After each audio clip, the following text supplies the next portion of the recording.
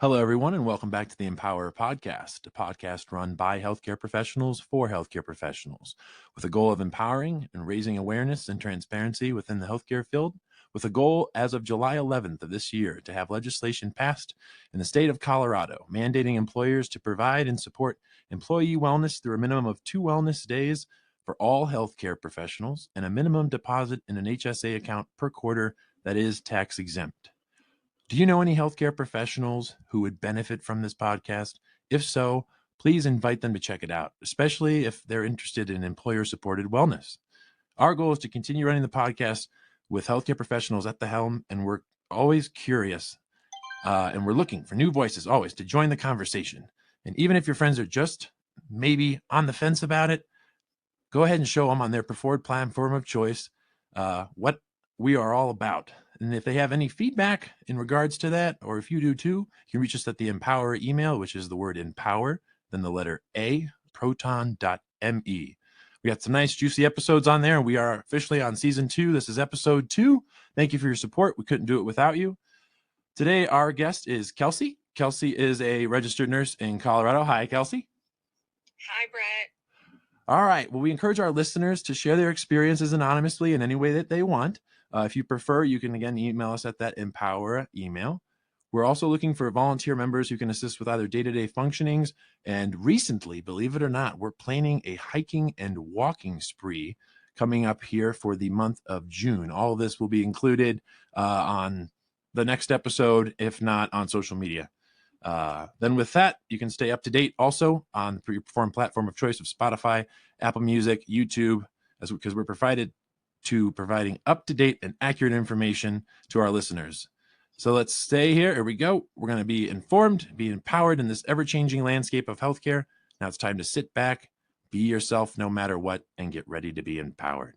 All right, Kelsey, this is the part of the show where we give a big thank you at the beginning to all the healthcare members of the whole team, starting from environmental all the way up to your doctor and even the people we don't see.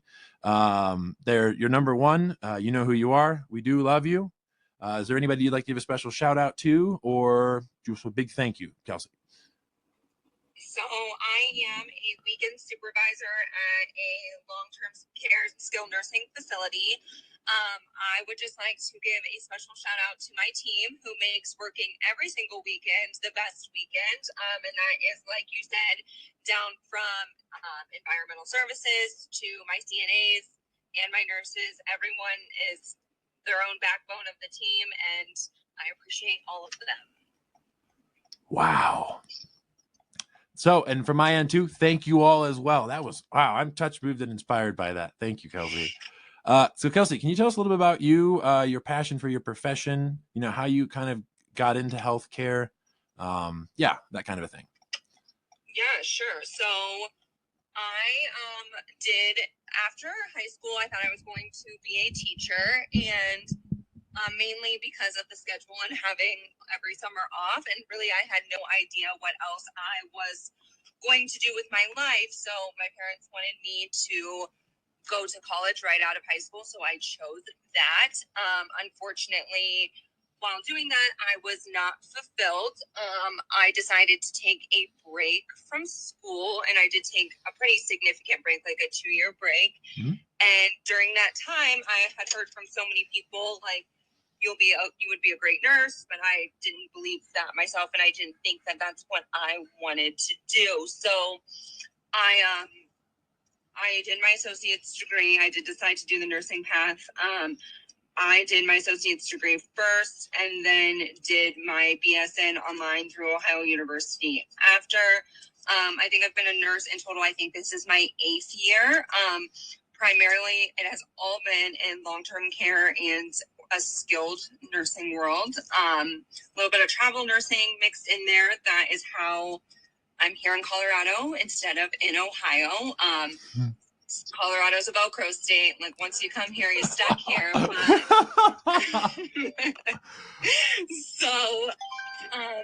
But overall, my passion for the long-term care and skilled world is, I don't even know if it's something like I can put into words. Like, as my nursing career has progressed, I have never felt a pull away from the long-term care and skilled world. Mm-hmm. I think it's kind of a neglected part of nursing. It's definitely like a neglected part of funding. Totally agree. Totally agree, by the way. I'm cutting in, but I totally agree.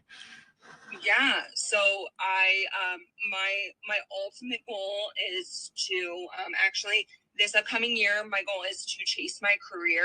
I've been kind of stagnant in my career for a while. I don't think that makes me feel like I'm not making a difference. However, my ultimate goals are to just kind of like re-dignify the long-term care world and to make some like lasting changes, even in places that are run by big like corporations and people who like just sit in offices and don't come out into the buildings or onto the floor to make decisions. Mm-hmm. All right. So thank you for that. So we're going to dive in. I think you're already starting up there, and I get it. This is the part where I ask myself too, Brett, does this guest make you feel empowered? And the answer is yes, Kelsey. You definitely make me feel empowered. So here's the next juicy question that is the part of the show. It's what, in your opinion, Kelsey, is happening in healthcare? So I'm going to speak specifically in the realm of nursing that I'm like directly involved in, which is like the long-term care and skilled world. So I think I'm going to talk staffing first. And I know staffing is an issue in all different settings countrywide. However, I think long-term care specifically struggled pre-pandemic, and we continue to struggle post-pandemic. So I think specifically like certified nursing assistants during the pandemic were able to go out and to basically name their schedule, name their price. And I think the field actually became oversaturated for a minute where everyone wanted to be a CNA, and it's like the quickest path to be able to get into the field. However, I think that now rates have kind of like stabilized, and I think that they're better than they were. I still don't think they are what they should be. So for example, like at my building, and I'm speaking just in CNA terms right now, we have very few staff CNAs on our schedule at all. We are like primarily filling through agency, travelers, and like the staffing apps. So we, you know, with that, it's a double-edged sword for sure. You know, the one side of it is that there is no continuity of care. Our residents don't know who they're getting. Sure, we have some people that are our regulars through agency and pick up with us a lot, and our contract staff same way. But also it's costing, you know, the facility a lot more money than it would to have full-time staff. However, like it's just, there's just really like a no-win situation right now. We are I think that people realize that we had to do something because we're spending so much money on agency staff. So they did increase some incentives for nursing and for for nursing in general, CNAs, LPNs, RNs to pick up for like outside of their extra shifts. So that has been helping. But I think staffing overall, you know, is a huge challenge that we all faced pre-pandemic and continue to face post-pandemic. Yeah. Wow. Okay. And then with that question too, I guess this would be kind of a shout out time for like what you're talking about. You're kind of getting into the employer basis, and do what it is you can and say what it is you're comfortable saying. But I wanted to say, like, are there any issues that maybe like were addressed that or that you didn't feel were really addressed as fully, like any past or maybe present incidents, you know, that you'd like to mention today, or share what you can, like I said, but ones where 1 second, sorry about that. Sure. Okay. So one. Oh yeah, sorry. Like they could have been handled better. Sorry, or maybe that they were handled very well. And then like, what did you say to your employer? Like, what did they say? What kind of actions were taken? Sure. So I think like one of the things that like we honestly have struggled with in particular, like just at my building, is we have a very difficult time keeping a staffer. So a scheduler or staffer like interchangeably. So I think that is a low paying position. I think that it's typically it is one of the hardest jobs in the building. I work at a 180 bed facility. There is a ton of staff. Like I just spoke on, like we use multiple agencies, multiple contracts, and like then we have our staff as well. So with a high scheduler turnover, as a nurse, like for me, my schedule is like the most important. I work every Saturday and Sunday, and other than that, like I know I'm going to have 5 days off a week, and I can do whatever I want those 5 days. I can schedule whatever I want in advance. For like this month, our master schedule only goes out till June 3rd, and no one has a schedule like following that. So I think that is something like a problem within my workplace right now, just as far as with the scheduler turnover and like not having a scheduler or staffer right now, is that I think schedules are very, very important to the majority of the world. Like as far as like it's summer, people have kids, people want to make plans, people want to know if they're getting their requested time off, and so they can proceed forward. And that unfortunately has not been a consistent in my building for a very long time. It's something I think we are definitely working to fix, but you can't make people stay. I think I don't know if some like a higher pay would help benefit that, like more training or what.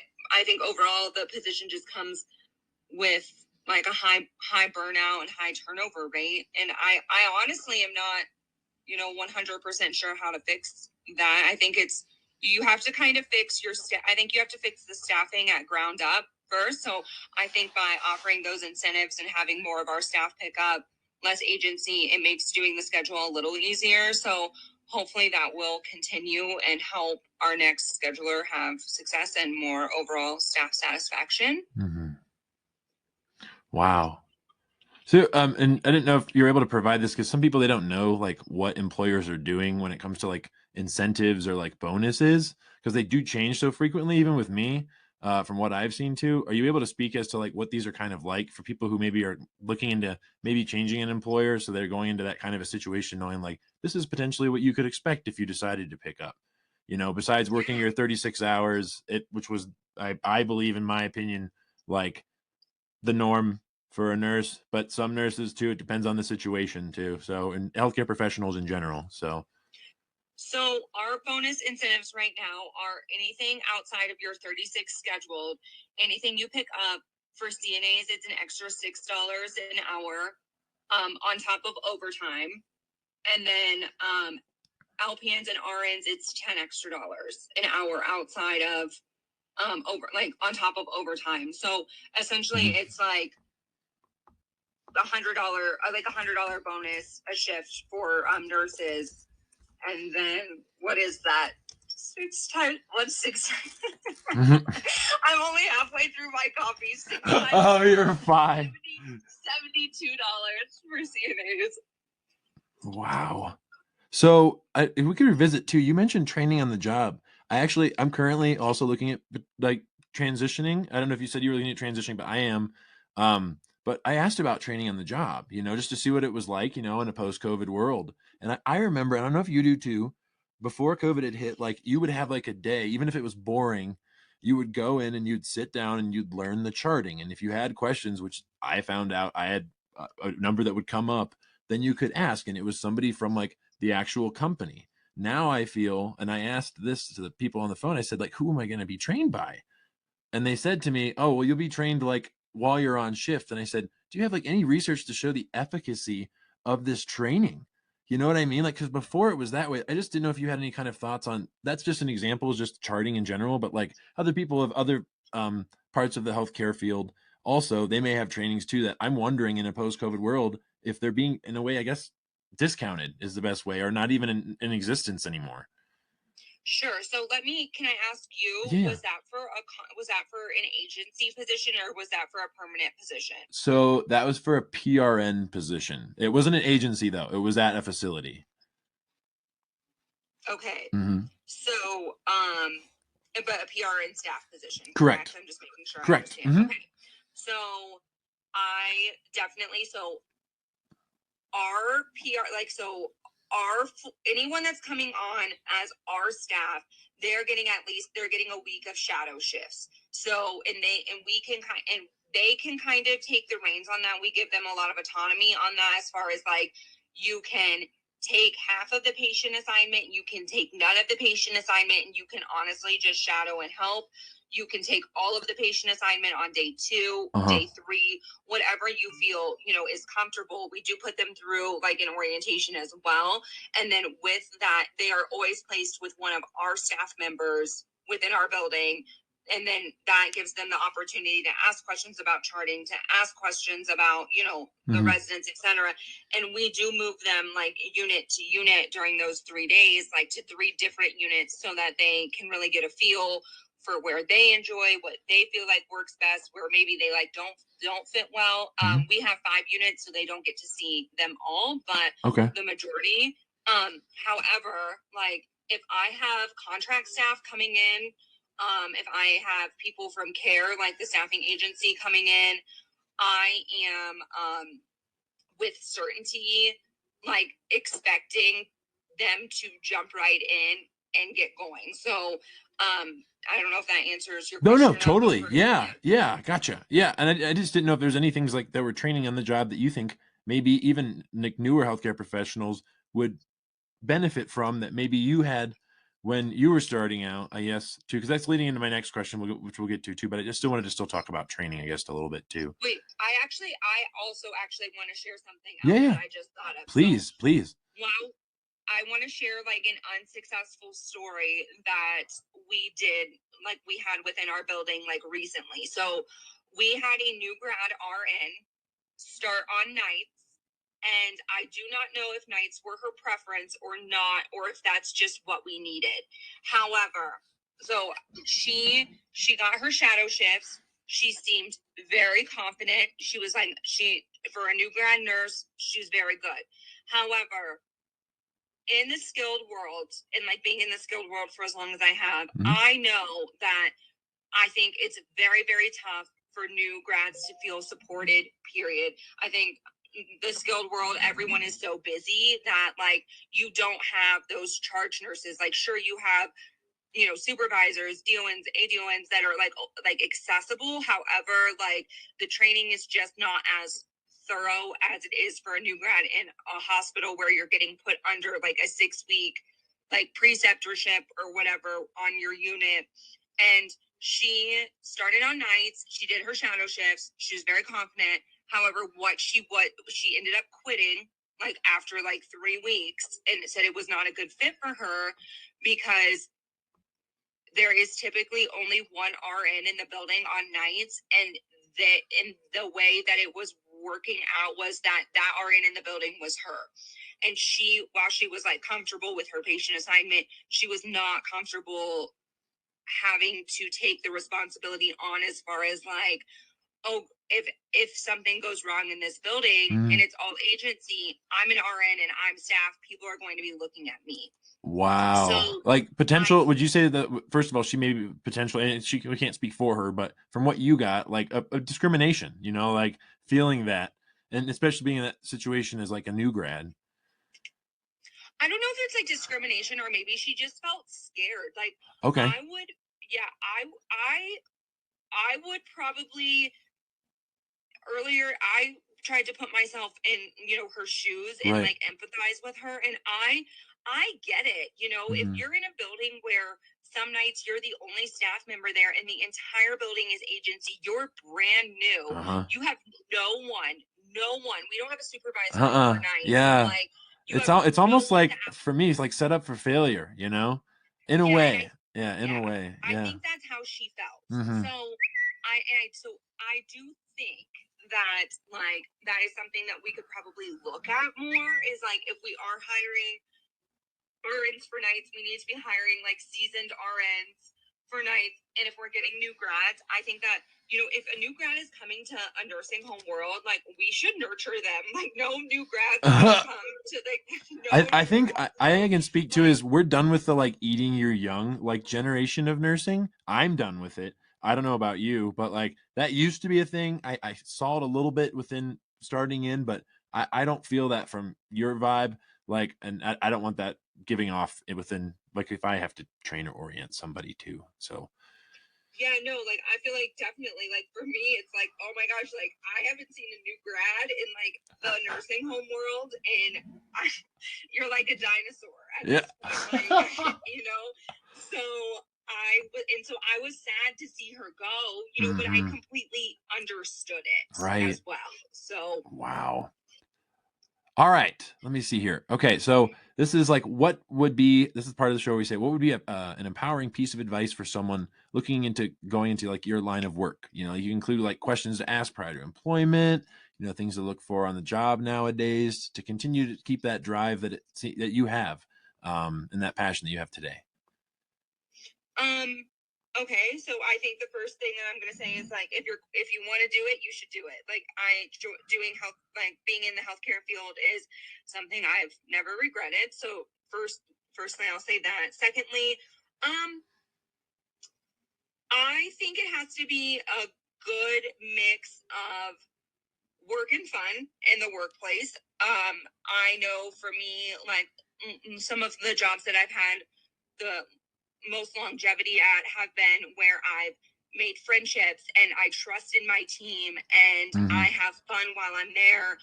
But I also, and with trusting in your team, that like your residents are getting taken care of, or if you're on the floor, like that you're from your CNAs to like, being a nurse on a cart, that everyone has the same goal in mind, and that's just to like take care of the residents. I think that you like also like, I mean, as far as like interviews go and things like that, I don't know. I mean, I could sit here and spew off like what questions like Kelsey, anything. There's no no wrong answers here. It's just, it's empowering advice. But I think that honestly, at the end of the day, it doesn't matter. In an interview, if you feel it, do it. Yeah. They're going to tell you, something. And then I think that you have a grandiose like delusion as far as what your day-to-day looks like. Like, for example, they might tell you like there's 4 CNAs on this unit every day. However, say we're like short-staffed, we can't get anyone to come in. There might be 3, and you might have those extra 6 or 7 patients that day. And so I think like just to keep in mind, like to always like protect yourself, protect your license, things like that, and like to speak up in any situation where you feel unsafe and to trust your gut. Like, however, I don't think that you can always take everything that you're told in interviews at face value. Totally agree. So, but other than that, I mean, I think just, especially at the beginning of I think picking up extra shifts is, a give and a take, like where you want to watch your burnout. Like I've hit points in my career where I was working a lot. I was working a lot at a place I no longer enjoyed. I was experiencing significant like burnout. I think that as long as you're cognizant and very aware of that too, and not overworking yourself, like especially fresh out of the gate. Wow. Well, thank you. This has been phenomenal. I appreciate having you as a guest, and I honestly look forward to having you again if you'd like in the future. And with this is a part of the show. Is there anything else you'd like to include before we conclude? Well, thanks, Brett. No, I enjoyed it as well. We need good nurses. We need good CNAs. We need, so if you're thinking about it and you're on the fence, I can with certainty 100% say that it is something that I've never regretted doing. I think it provides, a flexible and very comfortable life. You're always going to have that job security. And it is honestly like one of the most fulfilling parts, if not the most fulfilling part of my week is clocking in to be a nurse for 36 hours. So, wow. So this is the close, everyone, where we close with an empowering quote from history, from both men, women, and humans alike throughout the whole planet. And today we have one from Martin Luther King Jr., and it is, don't allow anybody to make you feel that you're nobody. Always feel that you count, always feel that you have worth, and always feel that your life has ultimate significance. This is the Empower Podcast. Thank you. And if you're on your way in for your shift, hope you have a great shift. Blink your eyes, it'll be over soon. If you're on your way out of your shift, you made it. And for your next one, we hope you have a great one. Bye for now.